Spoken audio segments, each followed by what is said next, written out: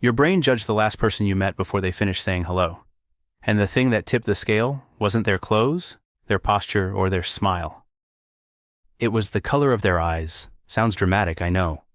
But neuroscience research out of Princeton shows your brain processes someone's eye color and renders a social verdict in under 100 milliseconds, faster than you can blink.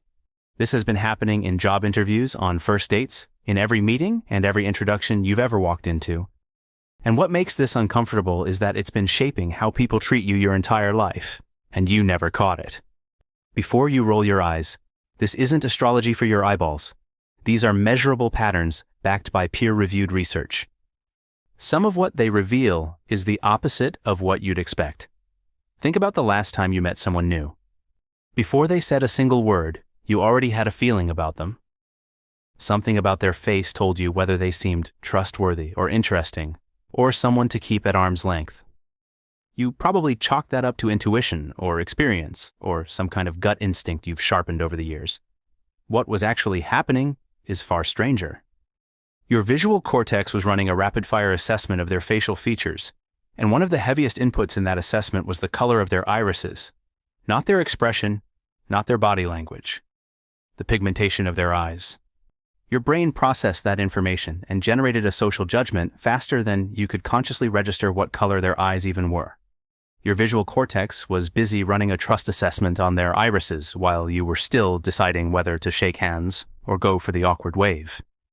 It's been operating in the background of every friendship, every professional relationship, every moment someone decided whether they liked you or not. It runs in both directions. You've been doing it to everyone you meet, and they've been doing it right back. Now, I want to be clear about something before we go any further. What I'm about to walk you through are statistical tendencies, not destiny. These patterns show up across large groups in controlled studies. They don't define you, and they don't define anyone you know. They are real, they are measurable, and some of them are genuinely surprising. By the end of this, you'll know exactly what signal your eyes broadcast to every person you meet. Some of those signals are the opposite of what you'd guess. To understand why your brain does this, and why it's almost impossible to stop, we need to look at what's actually happening inside your skull when you look into someone's eyes. The brain system that responds to eye color is the same one that responds to chocolate, to music, to romantic attraction. It's called the mesolimbic reward system. One of the most powerful motivational circuits in your entire brain. When you look at someone's eyes, this system doesn't passively observe the color. It evaluates it and assigns a value to it. That value influences how you feel about the person attached to those eyes before any conscious thought gets involved. A neuroscience team at Cornell found something even more unsettling. Color preference doesn't just influence what you like. It literally changes what you perceive. Your brain's reward associations can override objective visual reality. Let me say that again. Your preferences can distort what you actually see. The brain doesn't just respond to color, it edits the incoming signal based on what it's learned to prefer. fMRI imaging confirms this. Brain activity patterns shift measurably when subjects view different eye colors, and those shifts predict the social judgments subjects will make before they consciously make them. Your brain has already decided how it feels about someone's eyes before you get a vote, and this effect isn't uniform. Some brains respond more intensely to eye color variation than others. Individual differences in reward sensitivity mean that for some people, eye color is a powerful social signal, and for others, it barely registers. There's also a punishment sensitivity factor. Certain neurological profiles are wired to feel subtle avoidance towards specific colors, which can create negative first impressions without any conscious awareness at all. The part of your brain making these snap judgments? It's ancient. It was designed to help you survive, not to help you pick who to sit next to at a dinner party. The brain's reward system didn't randomly decide which eye colors to prefer. Those preferences were shaped by something much older, something evolutionary. Your eye color is, at its most basic level, a melanin ratio. Two types of melanin determine what color your irises appear. Eumelanin, the darker pigment, gives you deep browns and blacks. Pheomelanin produces lighter, reddish-golden hues. The balance between these two pigments is what gives you brown, or blue, or green, or anything in between. And that ratio meant something to your ancestors. They were picking up on what it signaled long before they could put it into words. Humans evolved to extract survival information from color.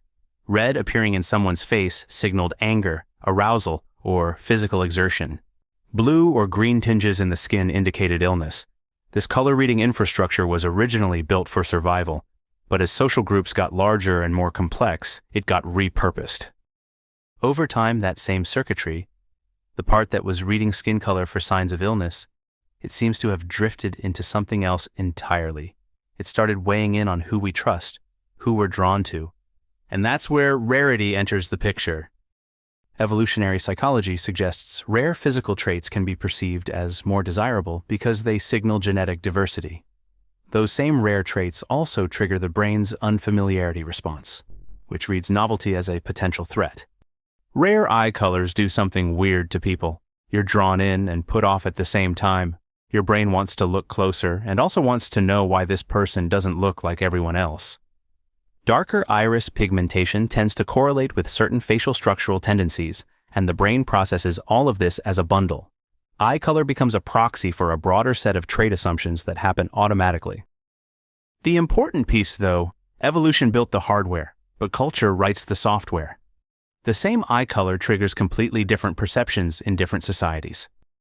These judgments are learned responses running on ancient biological machinery.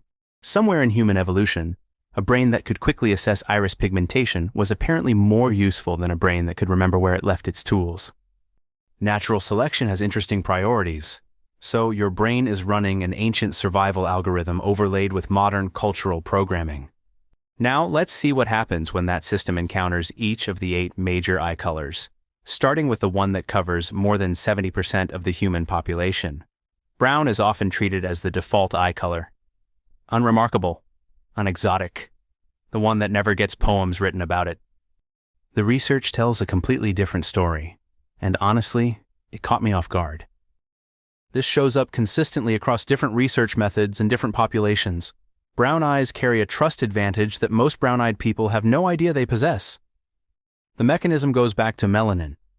High eumelanin concentration in the iris correlates with facial features humans have learned to associate with warmth and stability. The brain doesn't evaluate eye color in isolation.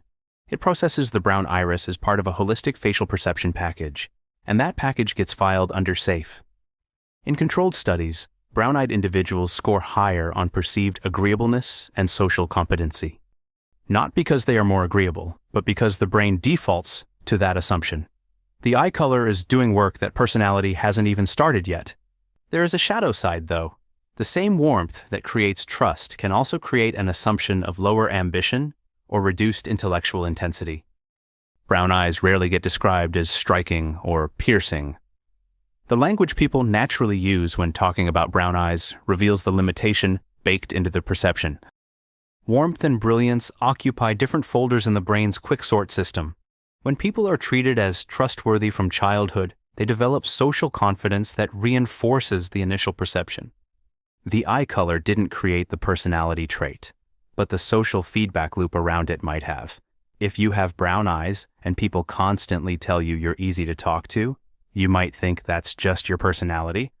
Maybe it is, but your eumelanin concentration has been doing unpaid PR work for you since birth. Brown eyes carry the trust advantage. You might assume blue eyes, sitting at the opposite end of the melanin spectrum, carry the opposite perception. You'd be half right. The other half is what makes blue eyes one of the most paradoxical eye colors in human psychology. In Western societies, blue eyes have been idealized for centuries, associated with beauty, purity, clarity. Decades of media reinforcement have turned blue eyes into a default beauty standard for a large part of the world. And in fairness, the data partially supports the pedestal. In multiple Western studies, blue eyes rank highly for perceived attractiveness. When the brain registers a feature as attractive, the halo effect kicks in. People with attractive features receive cascading positive attributions: intelligence, competence, likability. Blue-eyed individuals get a lot of free credibility just from the color of their irises. Except there's a paradox. Despite that attractiveness boost, blue eyes consistently score lower than brown eyes in trust assessments. People perceive blue-eyed individuals as more competent but less warm, more capable but less approachable. You can be seen as the most impressive person in the room, and simultaneously the least likely to ask someone how their weekend went. There's a cold competence trap at work here. Lower melanin concentration creates a lighter iris that the brain, trained to associate warmth with darker and more saturated tones, reads as emotionally cooler. Nobody is making this judgment consciously. It's a perceptual default operating below awareness. In professional contexts, this plays out as a double-edged sword. Blue eyes project calm authority and stability, valuable in leadership. They can also create perceived emotional distance. Blue-eyed professionals may be seen as excellent decision-makers who struggle with empathy, competent but cold, a perception that has nothing to do with reality and everything to do with pigmentation. And the part most people miss entirely, this attractiveness advantage isn't universal. In East Asian studies, dark brown eyes frequently outrank blue. The pedestal blue eyes sit on is culturally constructed, which means it's geographically limited and historically specific. The best eye color depends entirely on who's doing the looking and where they grew up. If blue eyes suffer from a warmth deficit, there's one eye color that seems to have cracked the code, projecting both mystery and approachability. It also happens to be the rarest common eye color on Earth. Green eyes show up in only about 2% of the global population. That number matters more than you'd think because statistical scarcity activates a specific neurological response. The brain tags rare traits as more noteworthy, more memorable, more worthy of sustained attention. Green eyes don't just get noticed, they get flagged. In multiple Western surveys, green eyes are rated among the most attractive eye colors. The specific balance of pheomelanin and eumelanin that creates green produces a hue the brain finds novel without finding threatening. It sits in a perceptual sweet spot that triggers interest without triggering caution. People consistently describe green-eyed individuals as mysterious, creative, and passionate. I want to be precise about this. These aren't traits that the eye color creates. They're traits the brain projects onto faces with unusual iris pigmentation. The green-eyed person isn't inherently more mysterious. The brain needs to explain why this face feels different, and mysterious is the story it writes. Because the same evolutionary mechanism making rare traits attractive also activates the brain's unfamiliarity response. Green eyes can be perceived as alluring and slightly unpredictable at the same time. That's likely why mysterious is the adjective that keeps showing up. The brain is attracted and uncertain simultaneously, and mystery is how it reconciles that tension. There's also a practical social effect worth mentioning. Green-eyed individuals report being remembered more easily after brief interactions. Want to level up your people skills? Join our community on YouTube or on my Patreon for exclusive scripts, early access, and connection with people who get the social struggle. Links below. Let's master human interaction together. That memorable impression advantage creates a social footprint way out of proportion to actual interaction time. If you have green eyes, you've probably noticed strangers remember meeting you more easily than you remember meeting them. That's your pheomelanin doing something statistically improbable. Where do the passion associations come from? Likely a combination of cultural reinforcement, literary and cinematic tropes, the energetic quality of green as a color, which is neurologically associated with vitality and renewal, and the rarity premium itself. What's scarce feels more intense. Green eyes are rare, and they receive a single, clear perception profile. The next eye color, though, refuses to be a single anything, and that ambiguity creates one of the most fascinating perception patterns in eye color psychology. The thing about hazel eyes is that they never quite commit to a single shade, a shifting blend of brown, green, and gold that can appear different depending on the lighting, the clothing someone's wearing, and even the viewing distance. This refusal to be categorized creates a perception pattern genuinely unique among all 8 eye colors. When your brain sees something it can't easily categorize, it does something counterintuitive. Instead of assigning fewer attributes, it assigns more. Hazel eyes collect a wider spread of personality assumptions than any solid eye color. People call them adaptable, creative, hard to pin down, because the brain, stuck between categories, just starts guessing generously.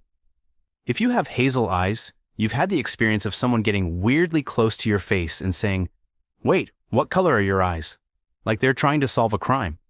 I watched this happen in real time at a dinner party last month, and the hazel-eyed person just sat there grinning while 3 people debated. That moment of confusion creates an interesting social dynamic. People look harder, lean in closer, and engage more intently when they're trying to classify an eye color that won't cooperate. The same individual might read as warm and approachable in golden afternoon light, and more intellectually intense under fluorescent office lighting. It's like one person giving off multiple first impressions, depending on the setting. The physics behind this is straightforward. Hazel eyes scatter light differently than single pigment irises. The wavelengths that reach the observer's retina literally change based on environmental conditions. Your eye color isn't fixed, it's responsive. Where single-tone eye colors get filed into single-trait categories, hazel eyes resist the shortcut. This perceptual difficulty is actually a social advantage. People have to work harder to read hazel-eyed faces, which means they remember them better and form more detailed impressions of who that person is. Hazel eyes create perception through ambiguity. The next eye color takes a completely different route, creating perception through sheer intensity. Amber eyes get confused with light brown or hazel a lot, but true amber is something distinct, a solid golden copper tone created by a specific distribution of lipochrome, a yellow pigment in the iris. It's uniform in a way most eye colors aren't. No green ring, no brown center, just one continuous golden tone that looks almost backlit. Amber eyes trigger a brain response that combines warmth and alertness at the same time. The warm golden tone activates comfort associations, fire, sunlight, gold, sensory anchors that go way back. The unusual saturation also activates a curiosity response. The brain is picking up something warm that it hasn't seen very often, and that tension between familiar warmth and visual rarity is what makes amber eyes stick in your memory. People with amber eyes are frequently described as confident, self-assured, and energetically present.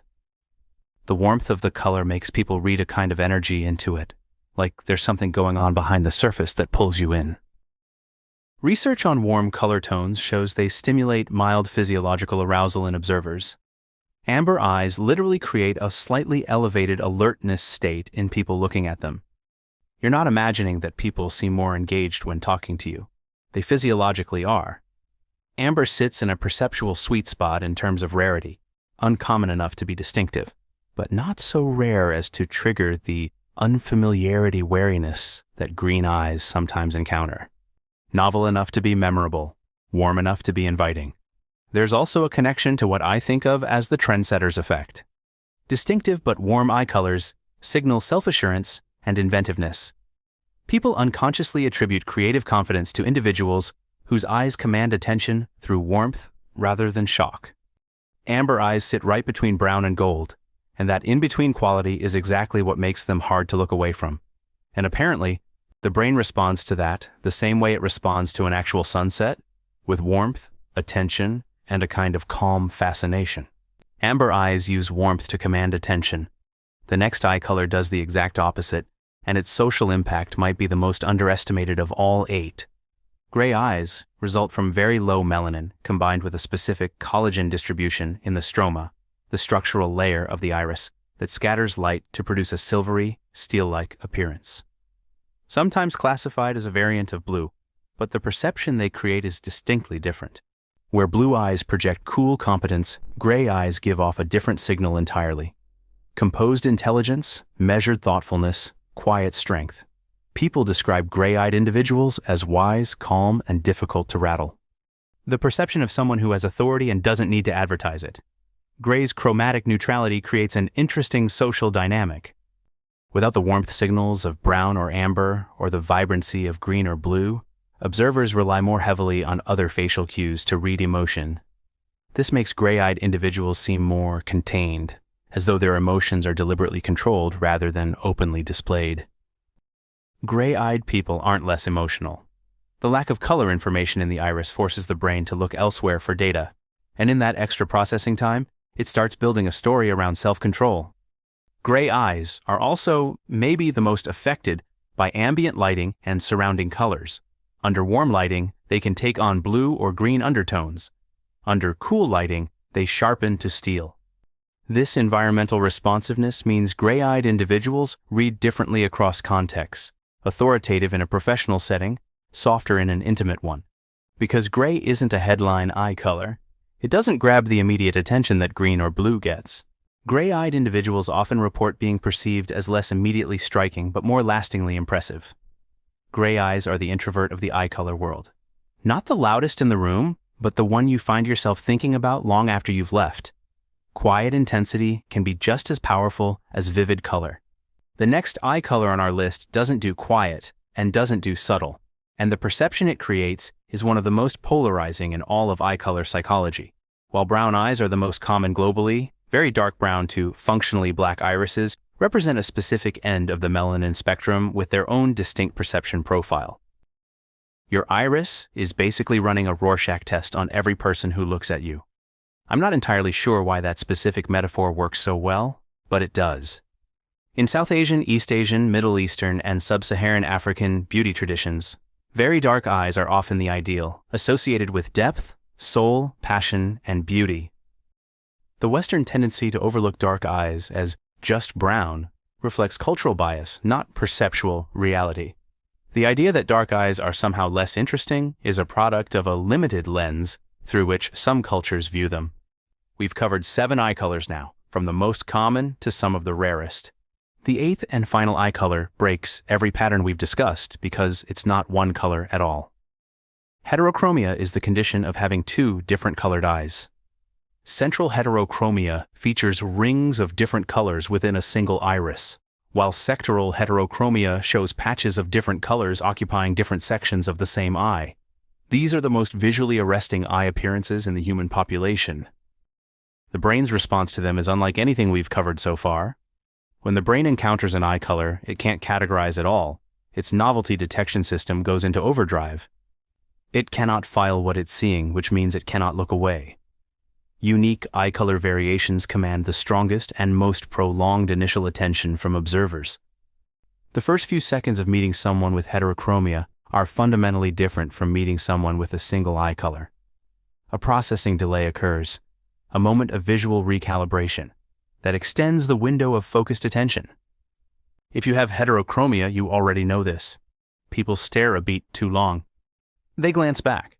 Sometimes they ask about it. Sometimes they just carry away a stronger memory of your face than you'd expect from a 2-minute interaction. Someone with 2 different eye colors seems to contain something extra. The brain senses a story it can't quite read, and that keeps attention anchored longer than it otherwise would be. So with all 8 eye colors covered, you might be thinking, okay, this is interesting, but how much does one trait really matter in the real world? Fair question. Your iris color is one signal in a dense information stream, but it's a uniquely persistent signal. In real life, you're never just an eye color. You're a whole person. The effect is real, but it's one ingredient in a complex recipe, and reducing anyone to their melanin content misses the point entirely. So the obvious question, does any of this change anything? Can you use it? Honestly, yes. Awareness alone shifts the dynamic. If you know that your brown eyes are broadcasting trustworthiness before you speak, you can lean into that in negotiations or team settings where credibility matters. If you know blue eyes create a perceived warmth gap, you can compensate with body language, vocal tone, and deliberate emotional expressiveness. Green-eyed? Your rarity premium means people remember you. Use that. Follow up after meetings, because the other person is already halfway to remembering your name. Hazel-eyed? You already know people can't stop trying to figure out your eyes. That attention is a tool. The ambiguity that confuses people also makes them invest more cognitive effort in processing you. And deeper processing means more nuanced, more favorable impressions. For dark brown or black eyes, the power perception is real. In leadership contexts, that intensity reads as decisiveness and conviction. Gray-eyed individuals can lean into the quiet authority effect. Everything we've discussed runs in both directions. You're not just being perceived, you're perceiving. I started noticing it in myself after reading these studies. Meeting someone new and feeling a flash of something, warmth, wariness, intrigue, and wondering for the first time how much of that was me and how much was melanin. Unsettling, but also useful. The most useful thing you can take from this isn't which eye color wins, because none of them do. They all carry a different hand of cards. The useful thing is knowing the cards exist. Because when you know what signal you're broadcasting, you can decide how to play the rest of the hand. Your eye color told a story about you before you could talk. You've been living inside that story your entire life, and now you know what it says. Whether you play into it, push against it, or simply become aware of the invisible current you've been swimming in your whole life, That part is up to you. Next time someone looks into your eyes, remember, they're already reading a story. The question now is whether you want to keep telling the same one. Learn something new? Hit that like button, share it with others, tap subscribe, and stick around for more. Got thoughts? I'd love to hear them in the comments.